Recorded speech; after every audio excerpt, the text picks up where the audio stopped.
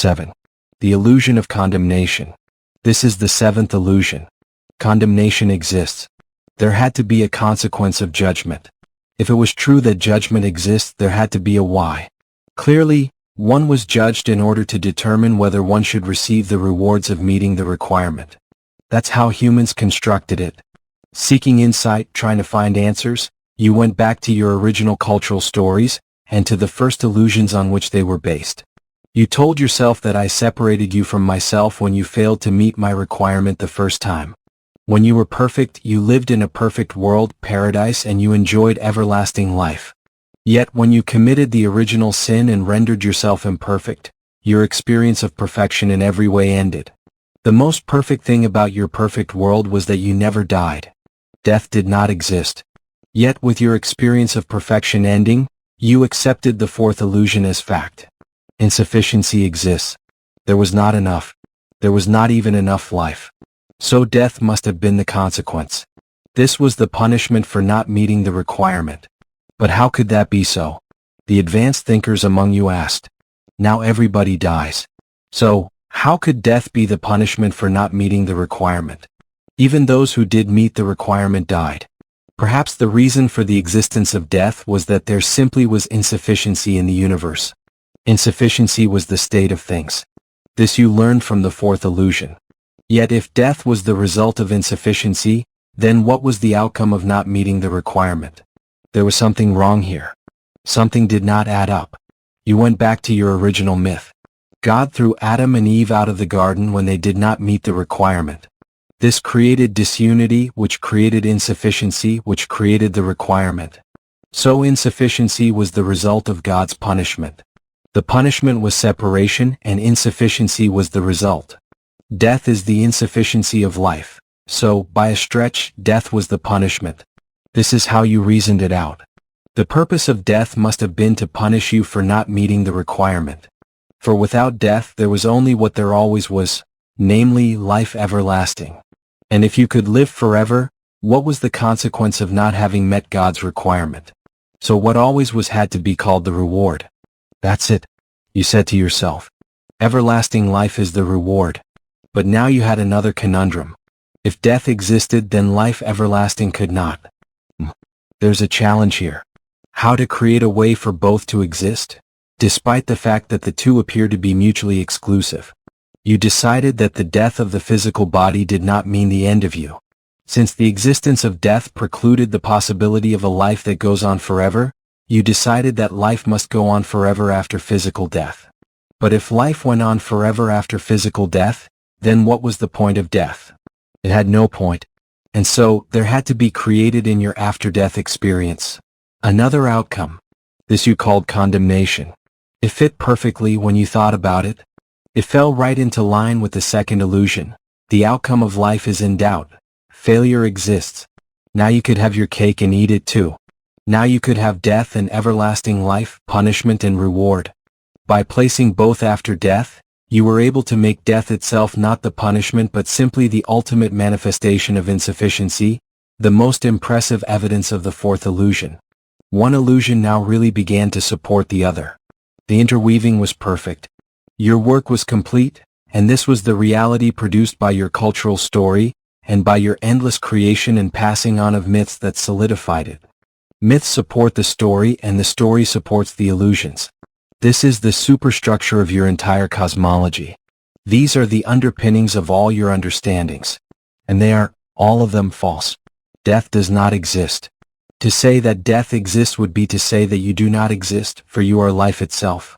To say that death exists would be to say that God does not exist, for if God is everything that is, which is exactly what God is, and if all things form a unified whole, which they do, then if one thing dies, all things die, which would mean that God dies. If one thing dies, God dies. This, of course, cannot be. Therefore know this, death and God are mutually exclusive. It is not possible for them to exist side by side.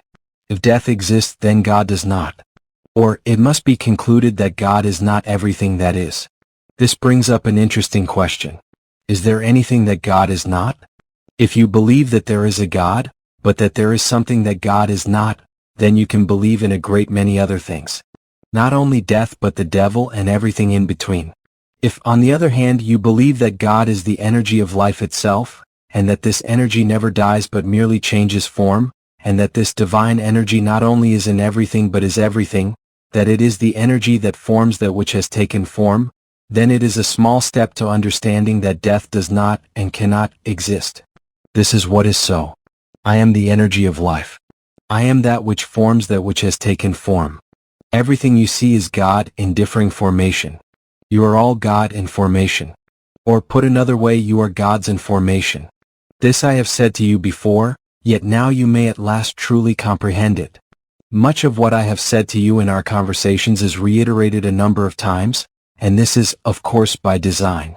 You must have a firm grasp of every concept you have been given before you can grasp new concepts you would seek to understand. Some of you will want to move faster. Some of you will say, okay, I've got it already. Yet do you really have it? Your life lived is a measure of what you have and what you do not have. It is a reflection of your deepest understandings. If your life is an experience of constant joy and total bliss, then you truly have it.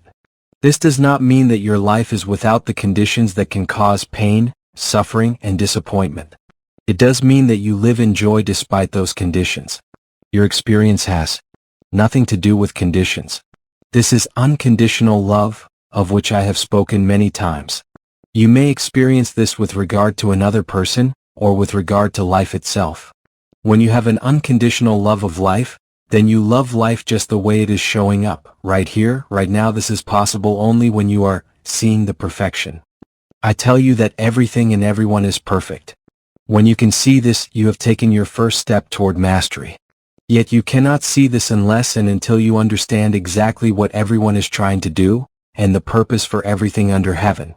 For instance, when you understand that the purpose of this dialogue's returning to its main points repeatedly is to bring you deeper and deeper into your own understanding and closer to mastery, then you will love the repetition. You will love it because you understand the benefit. You embrace the gift. This will bring you equanimity in this moment, and in all the moments of your life, no matter how unpleasant you might previously have judged. You will even find equanimity in the moments before your death, for you will see your death too as perfect. You will find and create equanimity even more masterfully when you understand that every moment is a dying.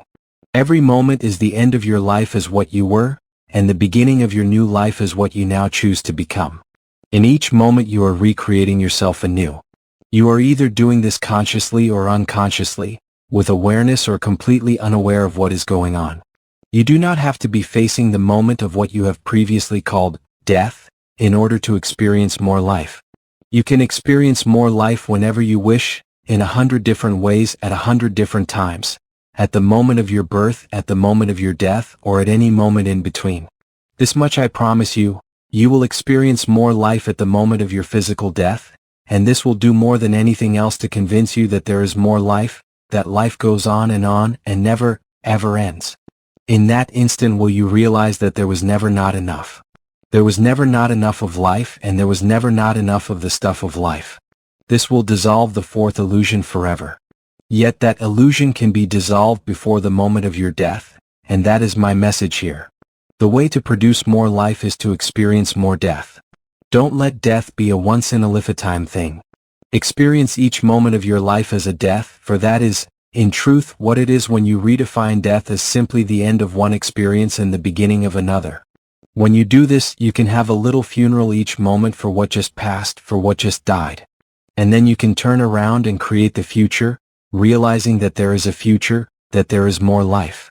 When you know this, the idea of not enough is shattered, and you can begin to use each golden moment of now in a new way, with new understanding and deeper appreciation, with larger awareness and greater consciousness. And your life will never be the same, ever. Once you understand that there is always more life, you will learn to use the illusion that there is not enough life in a way that serves you. This will allow the illusion to assist you, rather than hinder you as you walk your path and make your way back home. You can relax because you know that you have more time, even though the illusion is that your time is running out. You can create with enormous efficiency because you know that you have more life, even though the illusion is that your life is ending. You can find peace and joy even though the illusion is that there is not enough of whatever it is that you think you need in your life, because you know now that there is enough. There is enough time, there is enough life, and there is enough of the stuff of life to allow you to live in happiness forever. When you allow yourself to experience that there is enough of what you once thought there was not enough of, extraordinary changes occur in the way you live your life. When you know that there is enough, you stop competing with others. You stop competing for love or money or sex or power or whatever it is you felt there was not enough of. The competition is over. This alters everything. Now, instead of competing with others to get what you want, you begin to give what you want away. Instead of fighting for more love, you begin giving more love away. Instead of struggling for success, you begin making sure that everyone else is successful.